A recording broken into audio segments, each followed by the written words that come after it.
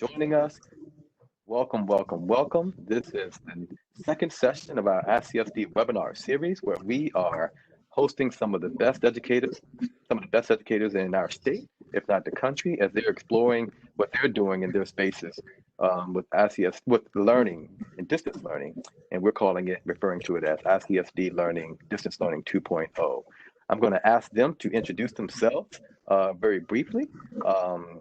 And go around. I'm going to call on you first, so we won't have you all jumping in at the time. We're going to ask you to say who you are and what school you're connected to, and then we'll jump right into the discussion as we explore some innovations and some of these cool strategies that folks are using right now. How about we start with my friend Randy. Randy, please tell us a little bit about yourself. Hi, I'm Randy Beckman. I teach first grade at Bell Sherman School. Welcome, Randy. Thank you for joining us. Can't wait to hear from you. Jenny, you're up next.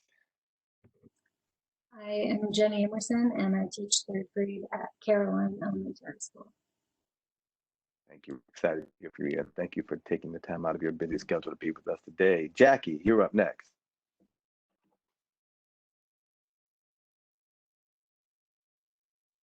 Jackie, you're up next. Oh, we lost your audio just for a second. We're going to come back to you in a second. Lauren Wright. Lauren, you're up.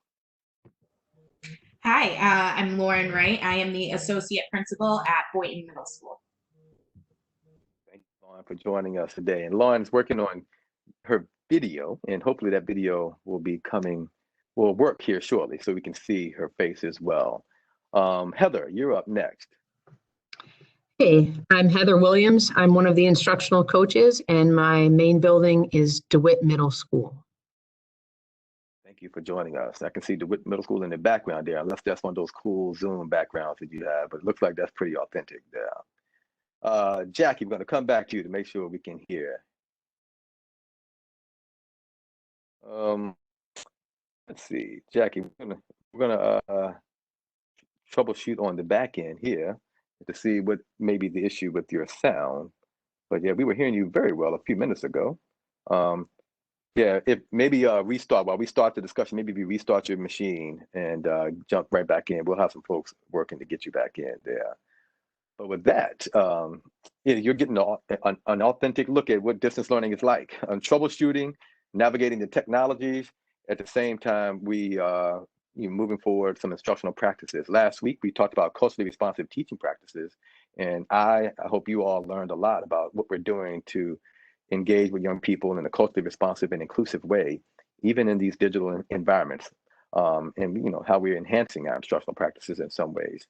So with that, I'm just gonna, it's an informal conversation, folks. We're just talking about some of the best things we're doing. We're gonna start with Randy. And Randy, I'm gonna ask you, and I'm gonna ask everyone, as in addition to the cool things you're doing, just how do you feel? I mean, you've been doing this a long time, Randy. So to think that at this point in your career, we would be completely digital or going into a virtual environment in this way.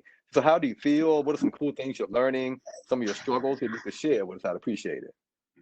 Well, it's taken a lot of years, decades to hone this skill that occurs in a brick and mortar environment.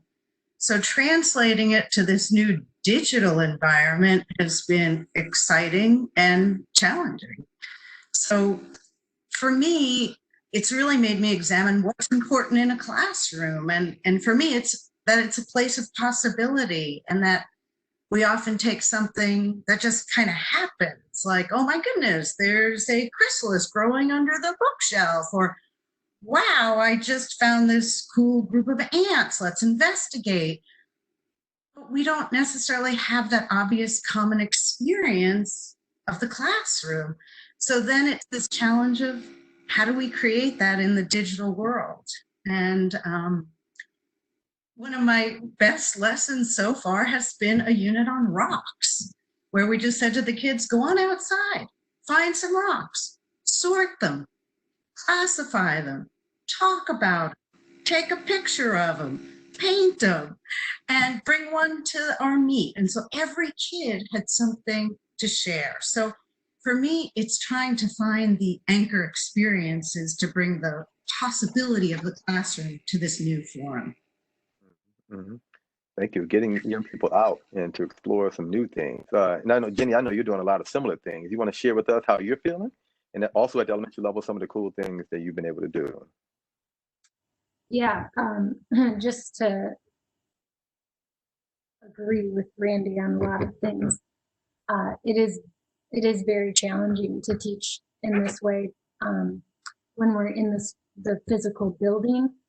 To me, connection is the most important thing with the kids, and some of that face-to-face is really missed when we're doing everything digitally. Even though a lot of kids do join morning meetings and come to like support times and all of that, it's still hard to be connected, and that's a huge part of teaching for me.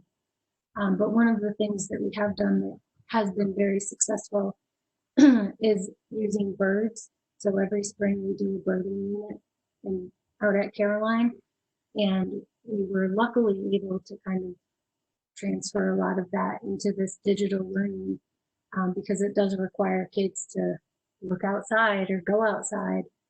So we use the Cornell webcams and All About Birds to help kids learn how to identify birds. We have them go out and explore and come back and talk about the different birds. We were able to do a STEM activity with them at home. So they collected recycled materials and built their own bird feeders, and then have been testing them and kind of redesigning them to help with the rain that we've been getting, or now they're thinking about how to keep squirrels off their bird feeders. So just using something like Randy would say that is accessible to all kids, and they can all go outside and they all see birds. So that's been a really positive experience for a lot of the kids and very engaging for them as well. Yeah. Thanks for sharing that example and how you're feeling about this shift. And you know, at the secondary level, and I have Heather, Jackie, and Lauren on. Maybe we'll start with Lauren. And Lauren's an assistant principal, associate principal. Can you talk about some of the things you're feeling and seeing, and some of the innovations you've seen as you've been navigating these last few months? Hi, yeah. So this has certainly been a challenge for a lot of folks to make the switch to distance learning, but we have been able to find some real success in ways that we are reaching and connecting to students. Recently, I've been really excited about some projects that some of our teachers are working on that are, you know, just as others have talked about, allowing us to do things with students right outside their homes, exploring that environment and sharing with each other about the learning environment that's right outside their doors. So that's been really exciting to see that take place. And I've also just seen a lot of really wonderful collaboration between our teams, folks coming together to try new ideas, new techniques, try new technology, and just being willing to give things a shot. So it's been really great to see that collaboration. How about you? Thank you, Lauren.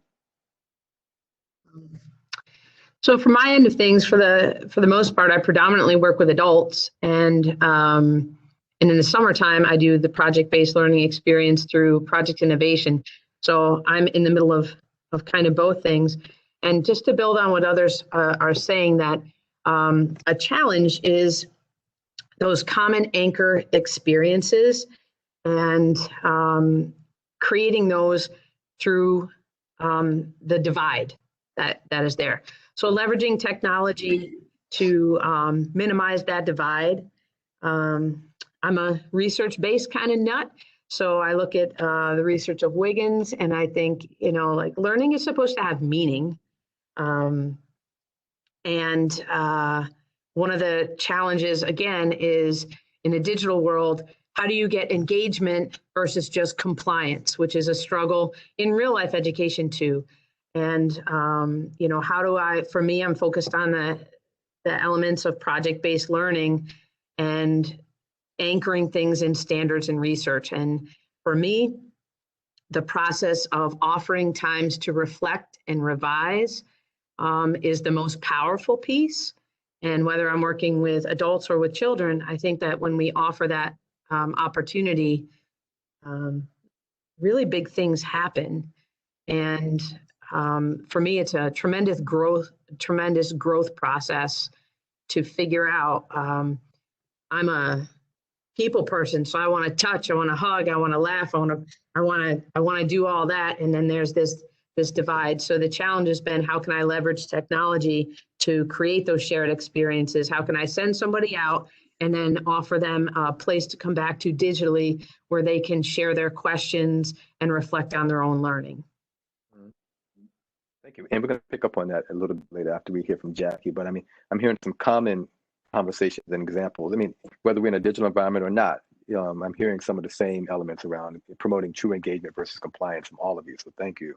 Jackie, can you oh yeah, she will on. There we go. Oh, great. Hello, I'm Jackie Richardson. I'm a teacher at Ithaca High School, 9th through 12th grade in the visual arts program there.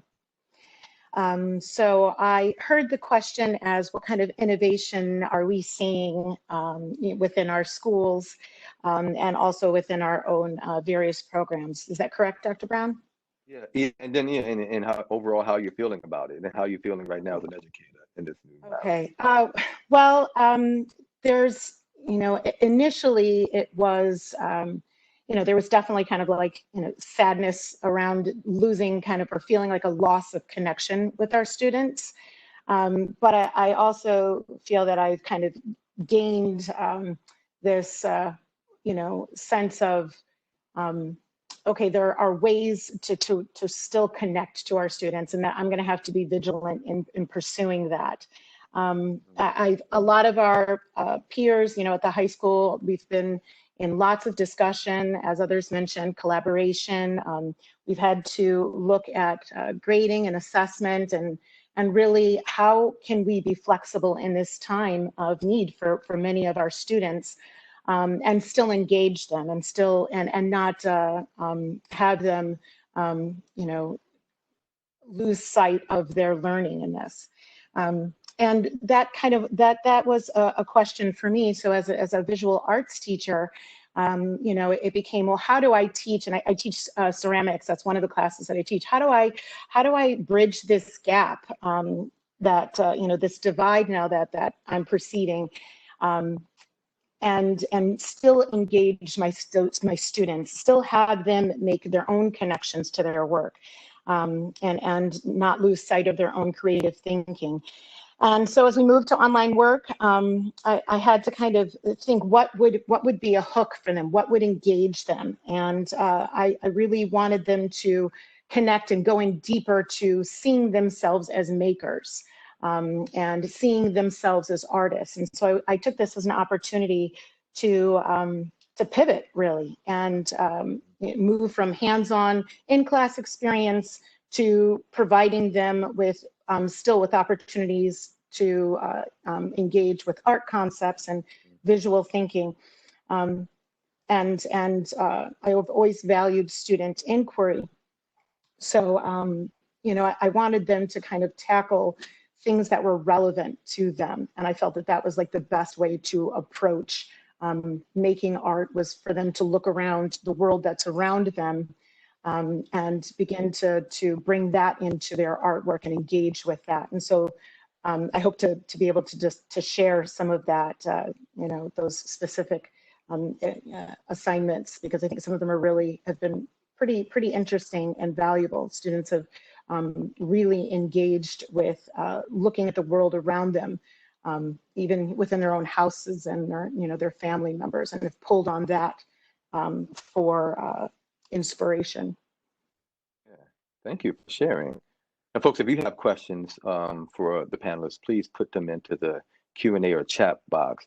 And I have a lot on my mind right now, but we will get to yours as you put them in. But one, I can't wait to hear your answer to this one. And this is for all of you. Right now we're waiting on the governor to say when we can go back to school. We're waiting on a lot of things. I mean, the disease and the virus is dictating when we will return to our spaces. If we were to return on in September, the first week in September, we were to say, and this is a magical statement, if we were to come back to school and no more delays, how would your practice be different based on what's happened in the last 2-3 months? Yeah. Let me just leave right here. You take it wherever you want to go. If the governor's not dictating what we do, we're not talking about social distancing, we're not talking about any of that stuff. If we were just to turn the light switch back on, what would be different with your practices based on what we've gone through the last 2 months? And we'll start with, you can talk about what your individual practices and what you think the school will be doing differently, or whatever you want to go with this. But so I'll start with maybe Heather, and then you other folks just jump right in. Heather, you go for it. Okay, I wasn't sure I heard correctly. So in thinking about how my own practice is going to look different, it's a pretty deep question. I think that because I've been in the practice for almost 3 decades, then there are some practices that I may have made into habits that I found don't have any actual value, and it's time to let them go. And I think in sharing experiences with my colleagues, I think we've figured out that there's some stuff that has been happening in classrooms or in our own practice that doesn't have a personal value to the child or to the learner. And for me, I think that the immediate difference is that I'm going to strip it down.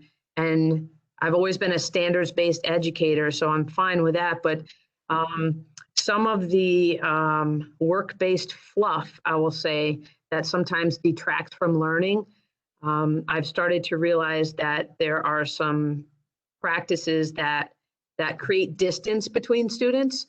And right now, all I want is closeness. I think all any of us want is real closeness. And I think that finding creative ways to get to know my students in the digital world right now, what's awesome is you can get online with a student and you see their house, their bedroom, their family situation, and you get a really deep look at what's happening in their lives and all the distractions. And what I realize is that's an advantage to digital learning. So without that, what steps am I going to take intentionally to create that closeness with them and to identify with them and to create shared experiences with them when I'm there in person?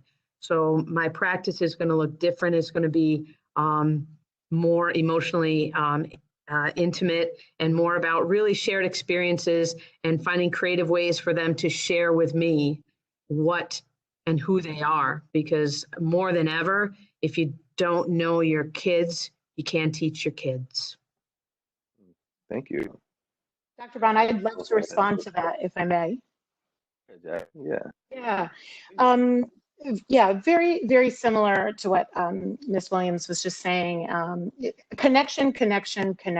I have always felt very much so connected to my students, but this experience has just made it even so much more heightened that I need to learn about their families even more so. I need to learn about their culture. And in the art room, that happens often. We're always having discussion that's meaningful. And, they're often sharing things about their lives with each other and with me as well.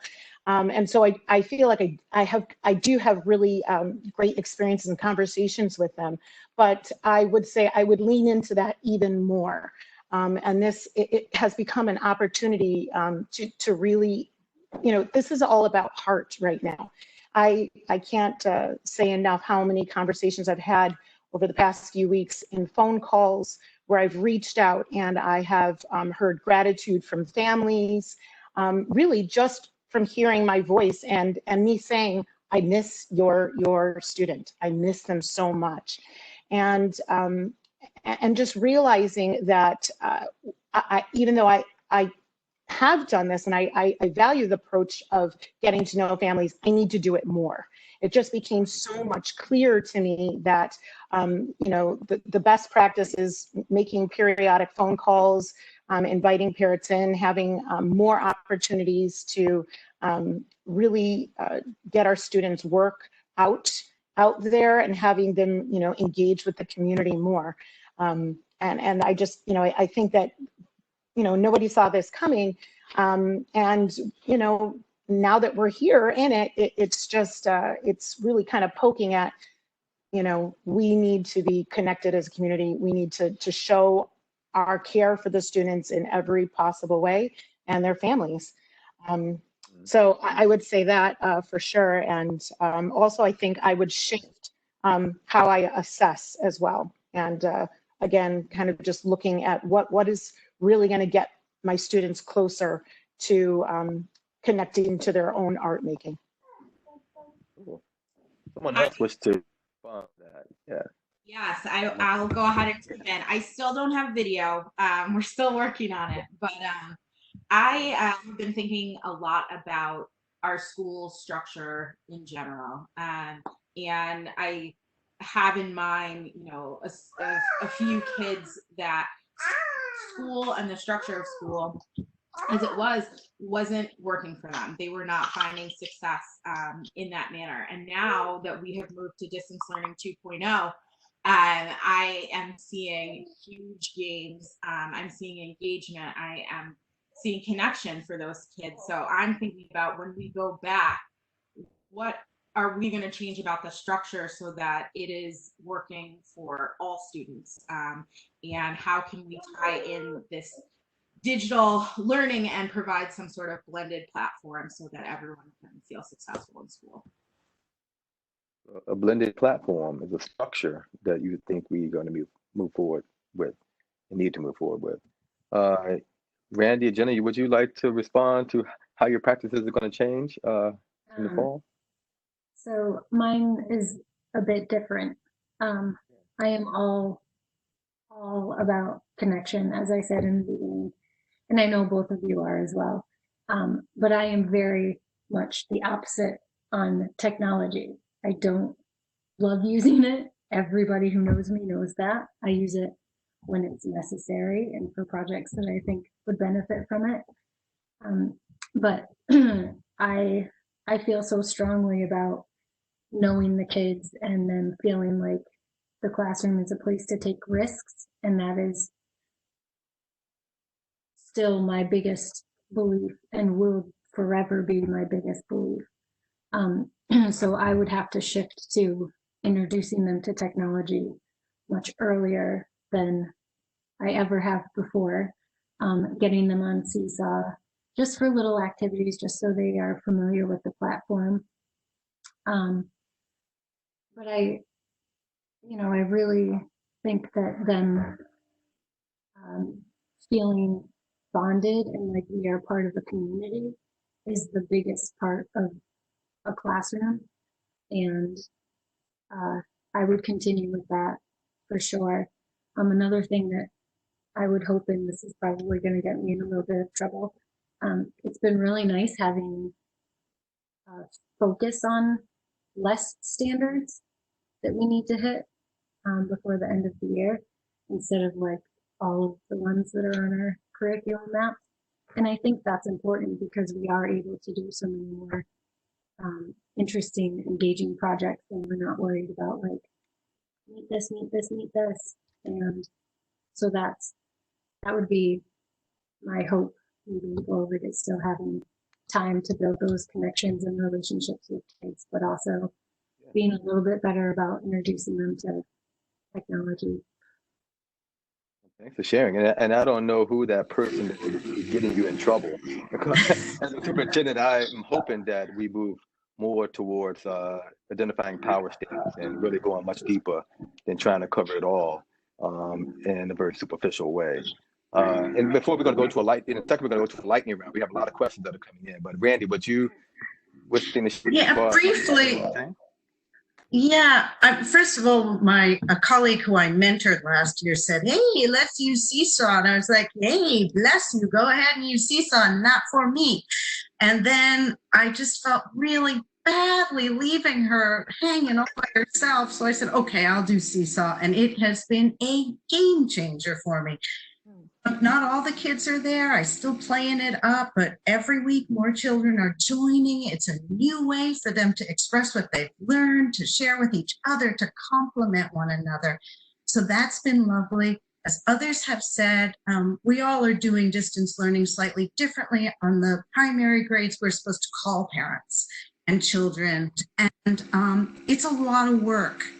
And I start my Monday morning and I think, oh, and it is such an upper. You get these kids on there and they're like, hey, let me count to 100 for you. And I think, you know, in the classroom, you're like, get to 25 and you're like, hey, honey, I gotta go talk to somebody else. And I can sit there and listen while they count monotonously to 100 and enjoy it, and they feel great. And so I'm hearing stories and learning things that I wouldn't have known because of the time that we're spending doing that. And the last piece others have mentioned, I think Lauren was mentioning, the kids who thrive in school are kind of like at the meets going, bye. I mean, this is complete opt-in education. We know who wants to do it because they can go click and get off the meeting if they're not interested. And then we've got the children who really were not super engaged in school, and this platform is beautiful for them. And if I had a PhD in me, it would be figuring out what that is. What is it? I don't know. I have some ideas, but hopefully in the next many weeks, I'll be able to figure out a little bit more of that and be able to integrate that into my practice. It really is inspiring to hear from educators, you know, of the caliber of the folks on this and talking about, you know, if we were back in school in the fall, you're going to be connecting even more so with families and in different ways, and you're going to be implementing technology tools that allow them to interact in these digital spaces differently and more often. And Jenny, I heard that was a big one for you. So thank you for sharing that shift in your practice that these last 2 months have inspired. So I'm going to do this. I'm just going to have some quite a few questions, and I'll call on some folks. If you want to add some different thinking, just jump right in. The first question is, how are we connecting with educators across schools, or what has been done with professional development and connections across schools differently, or would you like to see done differently going forward? So I hope that makes sense. I'm trying to summarize several different questions, but the big one is, how are you making connections across schools and sharing the professional development in new and innovative ways? Anybody? I know, Heather, maybe we'll start with you, and if anyone else wishes to jump in, because I know you're doing quite a bit of this, Sure. Heather, right now. Yeah. Sure. I'm happy to jump in. I think one of the ways that we are making sure that information is spreading, getting out there, I mean, it's a digital world. So we're posting a lot on Twitter.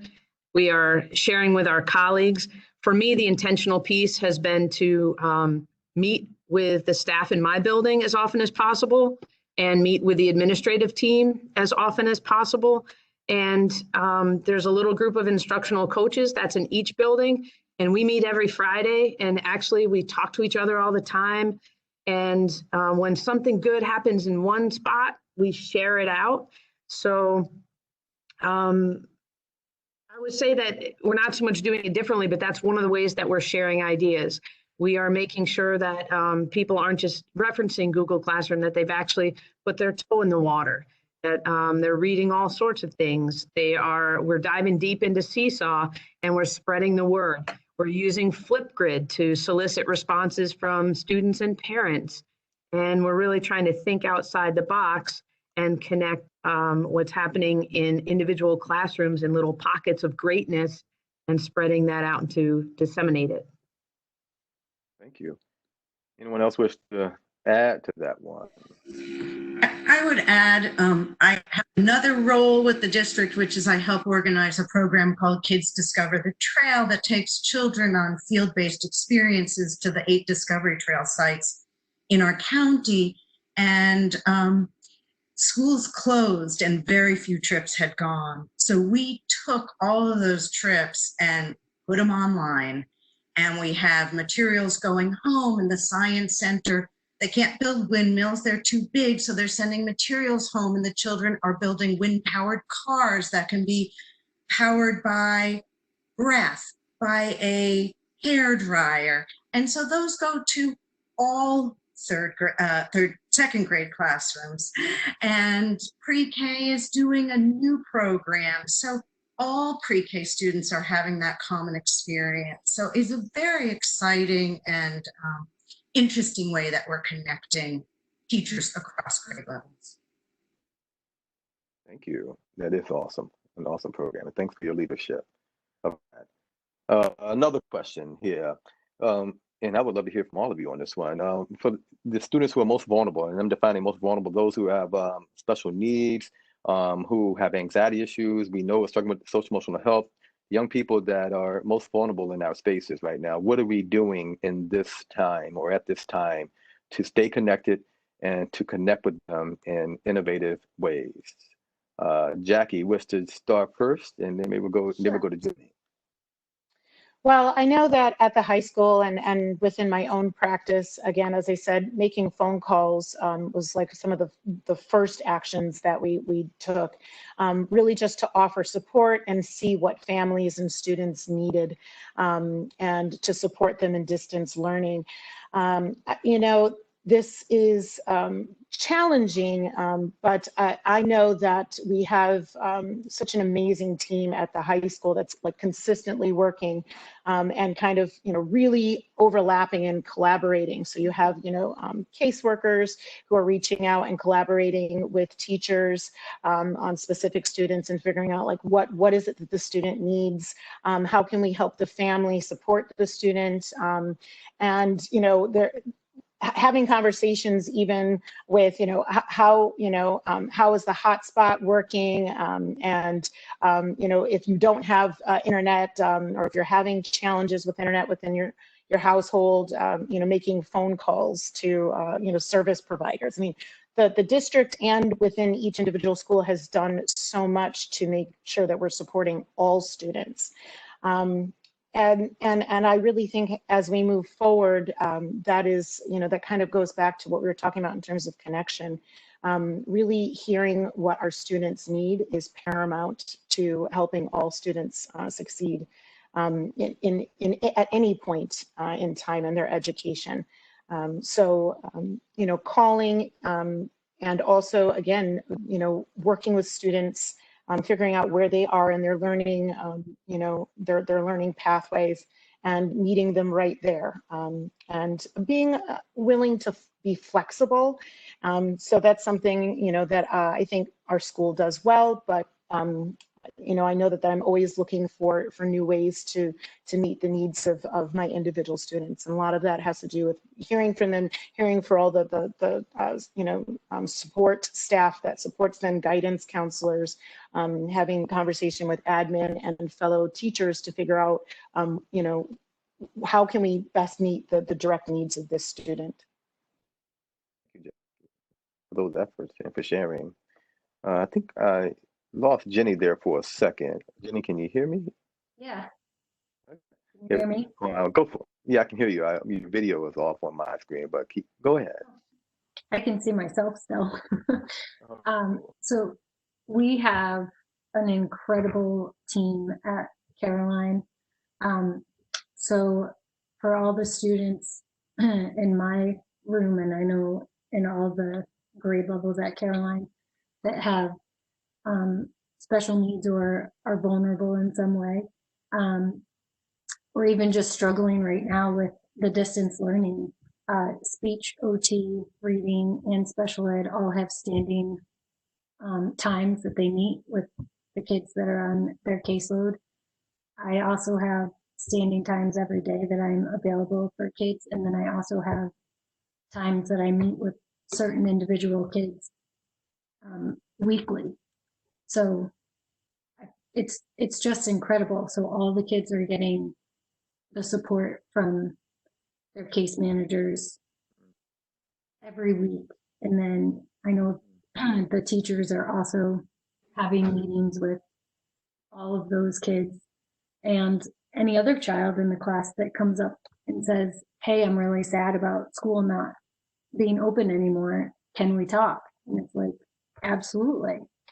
And all the teachers on my team are doing that. It's from special ed, reading, speech, OT. It feels very much community driven, and that all students are still getting what they need and feel very supported and loved. Thanks for sharing.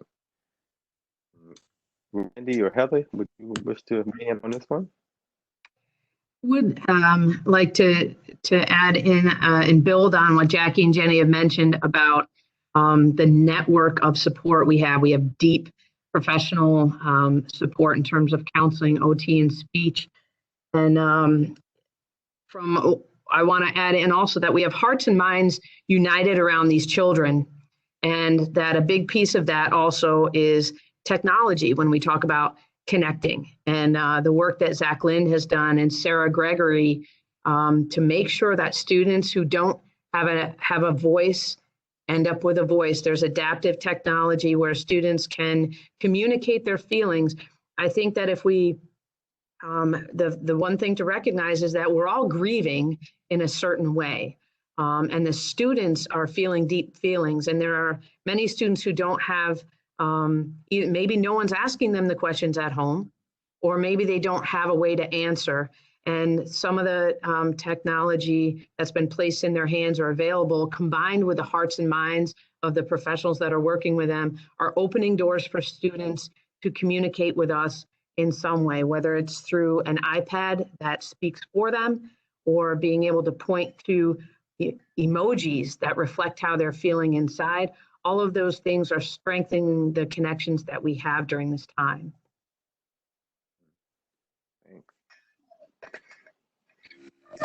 I would only add to what's been said that the collaborations have been remarkable, and that the Excel doc has ruled during this time.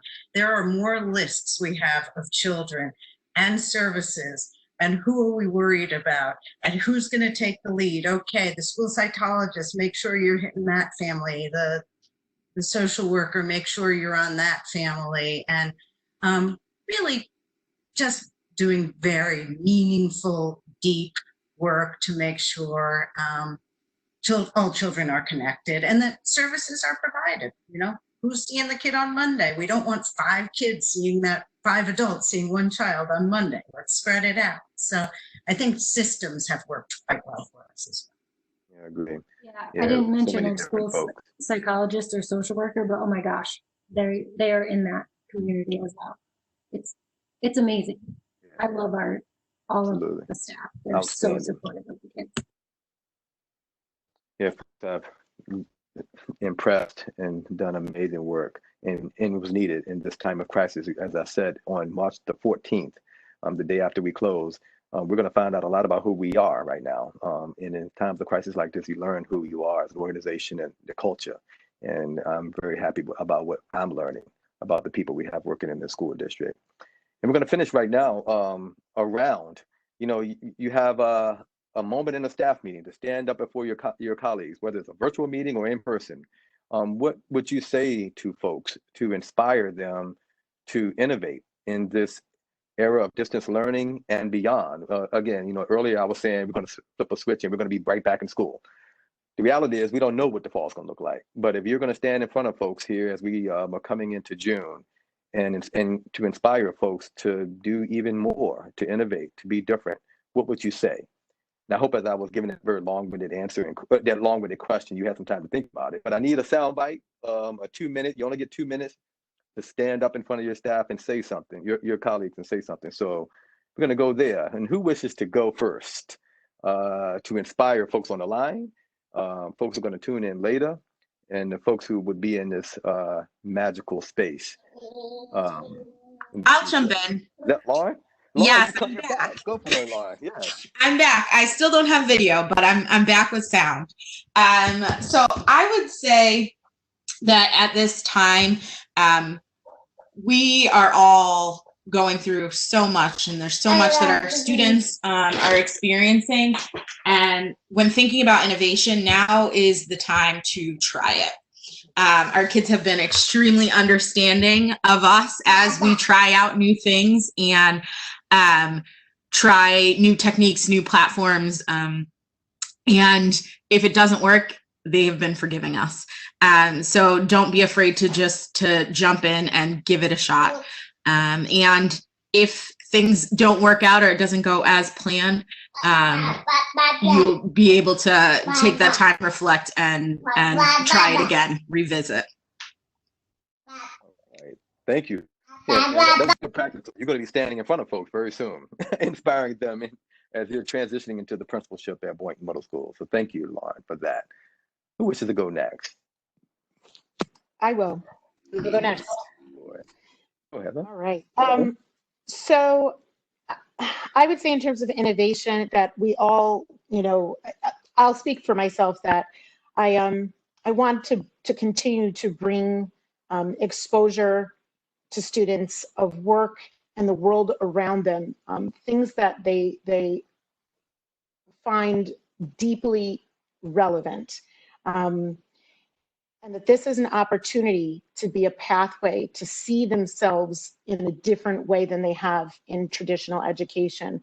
And so as I reflect as an art teacher, I want them to see themselves as makers, as creators, and as artists. And so often we are only exposed to like kind of Eurocentric models and Eurocentric models of art and artists. And we don't get to hear the stories and the inspirations from diverse and from others, from diverse backgrounds. And so this, to me, is a catalyst to begin thinking about how do we make the work relevant to our students, and how do we engage them to and inspire them, lift them to so that we can hear their voices. I want like as much opportunity moving forward to hear their voice and to see them in their work, and to also give them set work in front of them that feels that they feel connected to. And I can say that I've done that before, but that it has become so much more important now moving forward, that we don't separate and move away from them, but that they they get a sense of I can get closer to myself as an artist. I can see myself as an artist through looking at other artists that look like me, or have a perspective or a similar viewpoint as myself. Thank you. Thanks for inspiring us. Andy, Jenny? Yeah, I am overwhelmed by inspiration from my colleagues. They have been unbelievable. And at every corner, everybody has been helpful and kind and thoughtful and innovative. And each person feels like they inspire the next. So I guess I would just say keep up the good work, because it is a beautiful place to be right now. And when we have staff meetings, everybody is there online, and all the employees are there, not just professional staff. And it feels like there's a movement there, and we are part of a movement, and we're gonna do this together. So I feel like stay the course, keep innovating. That's it. I love it. Well done. Thank you. Jenny? Yeah, I would just tell people to keep trying new things. Think about the kids first and foremost. What can they all have access to? What can they get excited about?